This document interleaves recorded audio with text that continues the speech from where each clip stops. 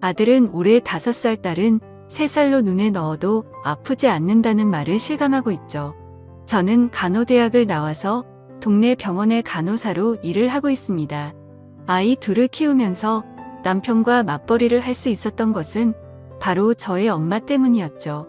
남편과 결혼을 준비할 때 아이를 낳으면 저는 일을 그만두고 남편이 혼자 일을 하는 것에 대해 이야기를 하고 있었습니다.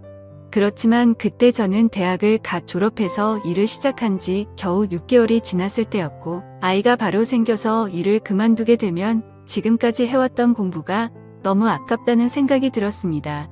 그래서 저희는 최대한 아이를 천천히 가지자고 이야기하였죠. 그때 저희 엄마가 반대하였습니다. 아이는 젊을 때 낳는 것이 좋다고 하시면서 엄마 집 근처로 신혼집을 마련하면 자신이 아이를 돌봐주겠다고 하였죠. 저도 그렇고 남편도 그렇고 엄마가 아이를 돌봐주면 그것만큼 마음이 편한 일이 없잖아요. 그래서 원래 제가 살던 곳에 신혼집을 장만하고 저희는 결혼을 하였습니다. 남편은 저보다 3살이 많은 직장인이었습니다. 우리는 친구의 소개로 만나서 1년 정도 연애하고 결혼을 하였지요.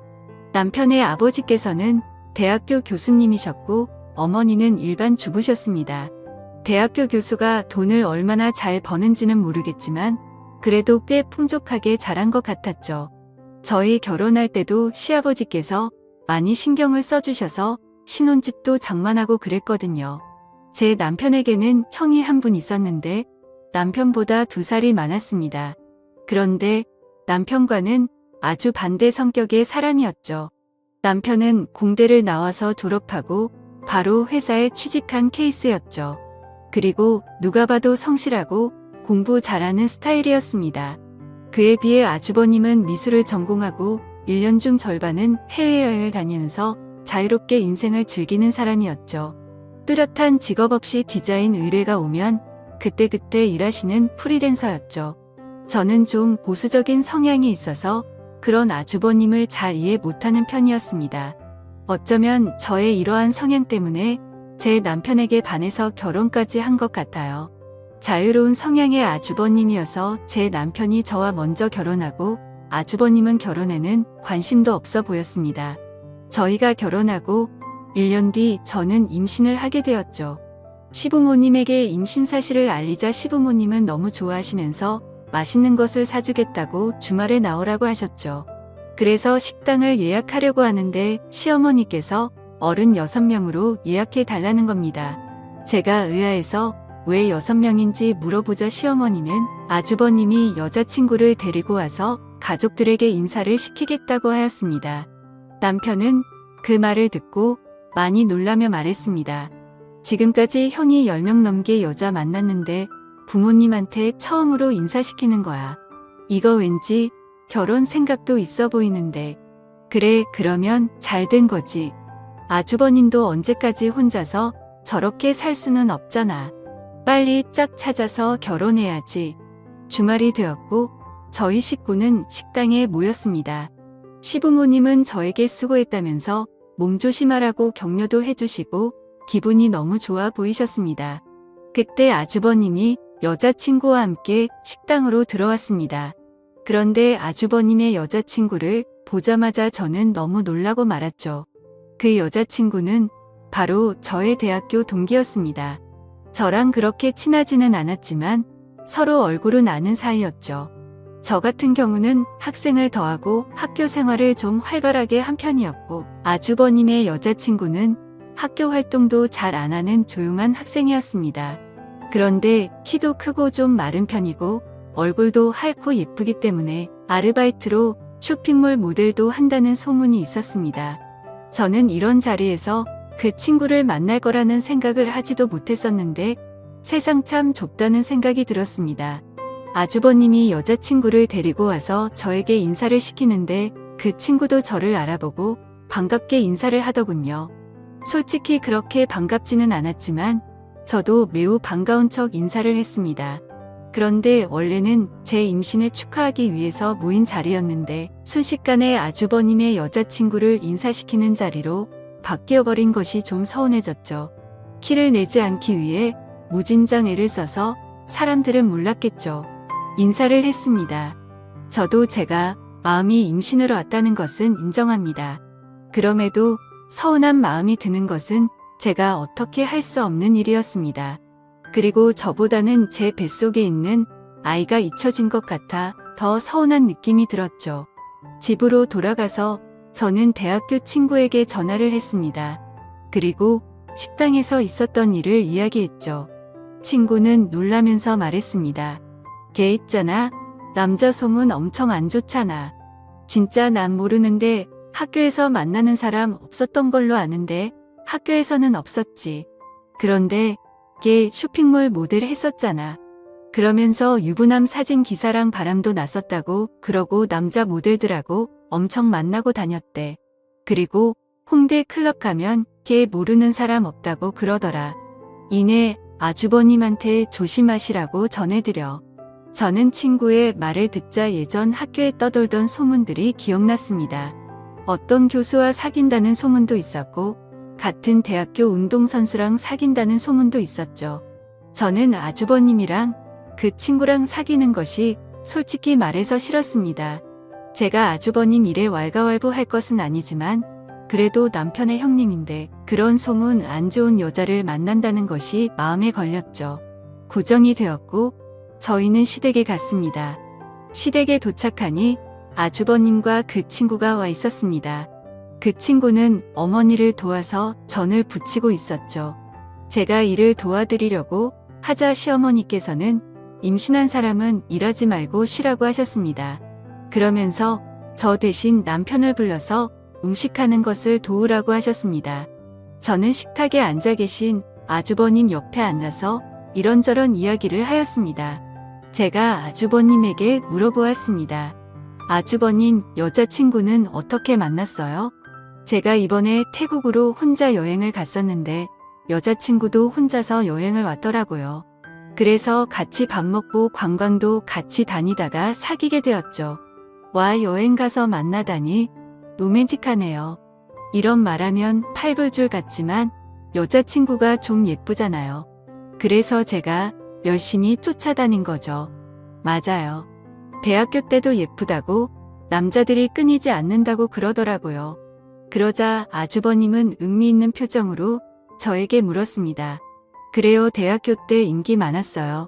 그게 저랑은 그렇게 안 친해서 잘은 모르거든요. 그런데 교수님이랑 사귄다는 소문도 있었고 쇼핑몰 모델하면서 모델들이랑 만난다는 소문도 있었고요. 그리고 홈백클럽에서도 유명하다는 소문도 있었고요. 그러자 아주버님은 웃으면서 말했습니다. 그렇게 인기 많은 애가 내 여자친구라니 기분 좋은데요. 저는 제 귀를 의심했습니다. 아니, 남자 소문이 안 좋았다고 귀뜸을 해줬는데 그걸 인기 많은 여자 만났다고 좋아하다니 제 기준으로는 이해가 되지 않았습니다. 잠시 후 온 가족들이 둘러앉아 저녁을 먹고 있는데 아주버님이 웃으며 그 친구에게 말했습니다. 더 대학교 때 남자들한테 완전 인기 많았다면서? 그러자 그 친구는 어쩔 줄 몰라 하면서 말했죠. 아니야, 나 그런 적 없어. 그게 부끄러워할 일이야? 자랑스러워할 일이지. 내 여자친구가 예쁘다는 모든 남자들이 인정한다는 소리잖아. 난 기분이 좋은데? 그러면서 허탕하게 붙는 것이었죠. 그리고 시부모님에게 그 친구와 결혼을 하겠다고 말하는 것이었습니다. 그러자 저를 제외한 모든 가족들이 격하게 축하를 해주었습니다. 특히 시어머니께서 많이 좋아하셨죠. 자신은 아주버님이 평생 결혼 같은 거 안 할 줄 알았다고 하시면서 그 친구의 손을 잡으시고는 계속 고맙다고 하였습니다. 저는 그 친구에게 악한 감정이 있는 것은 아니었지만 대학교 때 소문이 너무 안 좋아서 아주버님이 걱정되었습니다. 집에 돌아오는 길에 남편에게 제 심정을 이야기했습니다. 그러자 남편은 아주버님이 생각 없이 사는 것처럼 보여도 똑똑한 사람이라고 하면서 걱정하지 말라고 하였습니다. 저 역시도 제가 반대한다고 해서 이 결혼이 취소될 거라고는 절대 생각하지 않았습니다. 다만 마음 어디 한 군데가 계속 찜찜한 기분이었죠.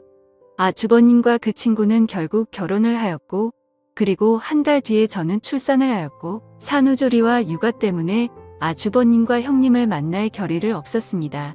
하루는 엄마가 아이를 봐주신다고 하면서 오랜만에 밖에 나가서 친구들과 밥이라도 먹고 오라고 하였죠. 그래서 정말 오랜만에 근처 쇼핑몰로 가서 친구들과 점심을 먹고 커피를 한잔하고 있었습니다. 그런데 난직은 실루엣이 보였습니다. 바로 제 형님이었습니다. 한껏 멋을 내고 어디론가 가는 모습이었죠. 저는 아주버님을 만나러 가나 생각하고 있었는데 어느 젊은 남자를 만나는 것이었습니다. 그리고 함께 레스토랑으로 들어갔습니다. 그리고 며칠 후 저희 시댁 식구들이 다 모일 일이 있어서 남편과 시댁으로 갔습니다. 다들 모여서 이야기를 하고 있다가 제가 형님에게 물었습니다. 얼마 전에 쇼핑몰 오지 않았어요? 그러자 형님은 아무렇지 않게 말을 했습니다. 네, 약속 있어서 갔었어요. 그런데 그걸 어떻게 알았어요? 아니, 저도 친구랑 약속 있어서 갔었는데 형님이랑 비슷하게 생긴 사람을 봐서요. 아, 그랬구나. 봤으면 인사하시지 그랬어요. 그게 너무 멀어서 확실하지도 않았고 괜히 모르는 사람이면 어쩌나 싶어서요. 그런데 그렇게 입으니까 진짜 처녀 같았어요. 그래요, 고마워요. 오랜만에 옛날에 입었던 옷 좀 꺼내서 입어봤어요. 저는 아주버님에게 말했습니다. 아주버님은 조심해야겠어요. 쇼핑몰에서 형님 봤는데 너무 젊고 예쁘게 하고 다녀서 젊은 남자들이 연락처 달라고 막 쫓아올 것 같다니까요. 저는 거기서 젊은 남자를 만났던 형님을 믿고는 것이었는데 아주버님은 크게 웃으면서 말했습니다. 그러니까요, 이거 혼인신고서라도 코팅해서 목걸이로 걸어줘야겠어요. 그래야 안심이 되지. 하하, 안녕하세요. 저는 올해 30대가 되어 저는 아주버님의 아무렇지도 않은 듯한 반응에 또 놀라고 말했습니다. 저는 좀 더 강하게 말하였습니다. 형님, 그런데 그 사람 누구예요? 잘생겼던데? 제 말을 들은 아주버님이 형님에게 물었습니다. 뭐야, 그날 가서 남자 만났어. 그러자 형님은 당당하게 말했습니다. 친한 동생이 이번에 취직했다고 맛있는 거 사주겠다고 해서 나갔었어. 그러자 아주버님은 형님에게 말했습니다. 그래서 맛있는 건 왕창 얻어먹고 왔어. 당연하지, 그날 배 터지게 먹고 왔어. 잘했어. 저는 두 사람의 대화를 듣고 좀 어이가 없었습니다. 아주버님에게 누구 만나는지 말도 안 하고 나가서 젊은 남자를 만나고 왔는데 그걸 또 아무렇지도 않게 넘어가는 아주버님도 이해가 안 갔습니다. 명절 때 시댁에 다들 모여서 식사를 하던 중에 과거 형님이 쇼핑몰 모델이었다는 이야기를 제가 했었습니다. 그리고 제가 예전 사진을 찾아서 아주버님에게 보여주었죠. 예전 사진 중에는 노출이 좀 있는 사진도 있었고 남자 모델들과 찍은 사진도 있었죠. 그러면서 저는 은근 슬쩍 말했습니다. 너무 예쁘지 않아요? 이때는 남자들한테 그렇게 인기가 많았어요 라고 말하자 아주버님은 또 껄껄 웃으시며 말했습니다. 진짜 인기 많을만 하네요.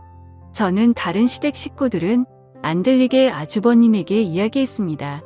아주버님, 이런 사진 찍는 거나 남자한테 인기 많았다는 거 아무렇지도 않아요. 그러자 아주버님은 별일 아니라는 식으로 이야기했습니다. 어렸을 때 이 사람 저 사람 만나봐 야지 나중에 실수하지 않는 거라고 생각해요. 그리고 대학교 때 면접 만나기 전이잖아요.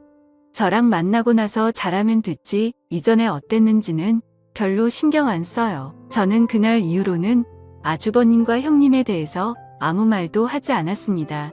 아주버님이 저렇게 생각하는데 제가 말을 꺼내봤자 무슨 의미가 있게 그렇지만 형님의 과거가 신경 쓰이는 것은 어쩔 수 없었습니다. 오지랖이라고 할 수도 있겠지만 아주버님도 가족인데 신경 안 쓰는 것도 도리가 아닌 것 같았고 그냥 혼자서 스트레스 받으며 지내고 있었죠. 그러던 중 시어머니께서 교통사고로 갑작스럽게 돌아가시고 말았습니다.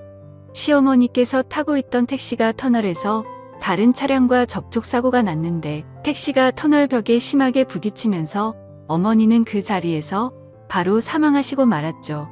저희 식구들은 모두 큰 슬픔에 빠지고 말았습니다. 무엇보다도 시아버지께서 너무 슬퍼하셨습니다. 그날 이후 제대로 드시지도 못하시고 혼자 멍하게 앉아 계시면서 하루 종일 담배만 피셨죠. 제 남편도 그렇고 아주버님도 그렇고 다른 제정신이 아닌 사람들처럼 보였습니다. 그렇게 1년이라는 시간이 흘렀고 이제 어느 정도 정리가 된 듯한 느낌이었습니다. 어느 날 아주버님이 남편과 저를 불러서 상의할 일이 있다고 하였습니다. 그래서 아주버님과 형님 그리고 저희 부부는 식당에 모여서 이야기를 나눴습니다. 주된 이야기는 바로 시아버지의 문제였습니다. 시아버지는 서울 근교에 전원주택을 지으셔서 살고 계셨습니다. 그런데 시어머니께서 돌아가시고 혼자 남으셔서 평소에 식사하시는 것도 문제가 될 것 같아 다들 걱정하고 있었죠. 그래서 아주버님은 자신들이 아이도 없고 형님도 일을 쉬고 있는 상태이고 자신도 정식으로 회사에 출근하는 사람이 아니니 자신들이 시아버지를 모시고 살겠다고 하는 것이었습니다. 사실 저희 집은 아이들 때문에 제 부모님 집과 가까운 곳에 살고 있어서 시댁과는 거리가 꽤 되는 편입니다. 그래서 평소에도 시댁에 자주 가기가 힘들었죠. 그에 비해 아주버님들은 원래도 시댁 근처에 있었고 평소에도 자주 시부모님을 찾아뵈어서 형님도 그렇고 시부모님과 매우 친하게 지내고 있었습니다. 아주버님은 자신들이 살고 있는 집을 처분하고 시아버지의 주택으로 가겠다고 한 것이었죠. 제 남편은 아주버님에게 너무 미안해하며 고마워했죠. 저도 일단은 아주버님의 의견에 찬성하였습니다만 왠지 기분이 안 좋은 느낌이 들었습니다. 저는 집으로 돌아오면서 남편에게 말했죠. 아주버님이 갑자기 아버지를 모시겠다고 그럴까 이제 아빠도 혼자시잖아. 그럼 혼자 되셨을 때부터 모셨어야 되는 거 아니야. 왜 갑자기 그럴까 몰라. 그냥 형수가 아버님 곧 모시고 살고 싶다고 그랬대. 아무래도 아빠 혼자 계시는 게 마음에 걸렸나 보지. 형님이요. 그래서 형도 아버지 모시고 사는 거 결심한 거라고 그러더라고. 저는 뭔가 느낌이 안 좋았습니다. 형님이 아무래도 아버님이 사시는 그 전원주택을 노리고 그곳에 들어가는 느낌이었습니다. 그 주택은 넓기도 하고 가격도 꽤 되는 것으로 알고 있었죠. 저는 남편에게 말은 못하고 형님이 참 여우 같다는 생각이 들었습니다. 괜히 이런 이야기했다가 남편이 괜한 오해한다고 뭐라고 할 것 같았죠. 솔직히 저희는 그 전원주택 없어도 사는데 아무 지장도 없고 그리고 지금까지 욕심을 내본 적도 없습니다. 그런데 사람이 참 감사한 게 형님이 그 주택을 노린다는 생각이 들자 저도 갑자기 그 주택에 사심이 욕심이 생기더라고요. 저는 집으로 돌아와서도 계속 욕심을 내지 말자 다짐했습니다. 그래 형님이 아버님을 모시고 사는 것만으로도 충분히 집값하는 거야. 그러니까 이해하자. 하지만 마음은 그렇지 않았죠. 추석 연휴가 다가왔고 제가 다니던 병원이 때마침 인테리어 공사를 하게 되어서 저는 의도치 않게 10일이 넘는 휴가를 얻게 되었습니다. 그냥 집에서 푹 쉬고 싶었는데 아이들이 놀러 가고 싶다고 노래를 부르더군요. 그래서 이번에 시아버지 댁에 며칠간이 있을 결심을 했습니다. 아주버님과 형님 사이에는 아직 아이가 없었고 저희는 아이가 둘이나 있었죠. 그리고 시아버지께서는 저희 아이들만 보면 뒤로 넘어갈 정도로 아끼고 좋아하셨습니다. 생각해보니 형님은 시아버지와 함께 살며 이쁨도 받고 서로 친하게 지낼 텐데 왠지 우리 아이들이랑 저만 소외당할 것만 같은 생각도 좀 들었죠. 저는 남편에게 제 생각을 이야기하니 남편도 흔쾌히 허락해 주었습니다. 그리고 남편은 지금 아주버님께서는 일 때문에 외국에 잠깐 나가 있는 상태라 아버님이 더 허전해 하실 거라면서 아이들이 가면 좋아하실 거라고 말했죠.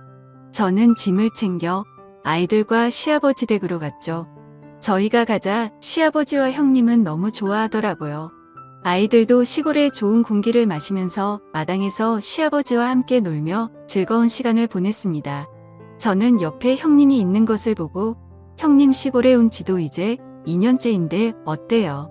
살만해요? 네, 좋아요. 공기도 좋고 여유롭고 그런데 좀 심심하지 않아요. 여기 보니까 근처에 아무것도 없던데 그렇게 심심할 겨를도 없어요. 집안일 하고 아버님 챙겨드리고 그러면 하루가 다 지나가 있어요.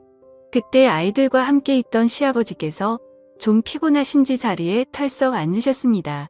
그러자 형님은 급하게 시아버지에게 달려갔고 시아버지를 부축하였습니다.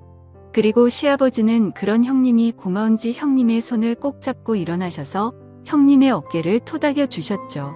저는 속으로 두 사람이 함께 살면서 많이 친해졌구나 하고 생각했습니다. 그날 밤 저는 아이들과 함께 있다가 초저녁에 잠이 들었습니다.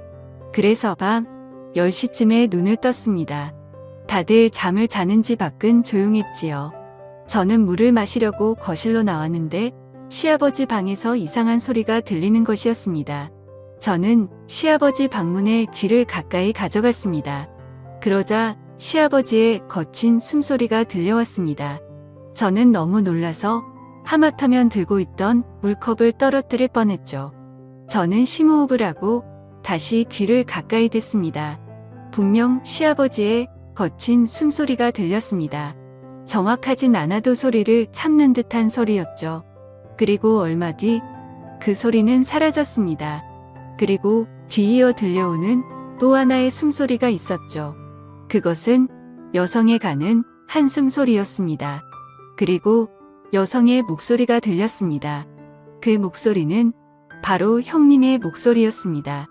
아버님, 아무래도 동서랑 조카들이 와서 지금 시간에는 힘들 것 같아요. 내일부터는 1시간 정도 뒤에 올게요. 조금만 참으세요. 아셨죠? 그래, 우리 세아가 없었으면 어쩔 뻔했니? 아니에요.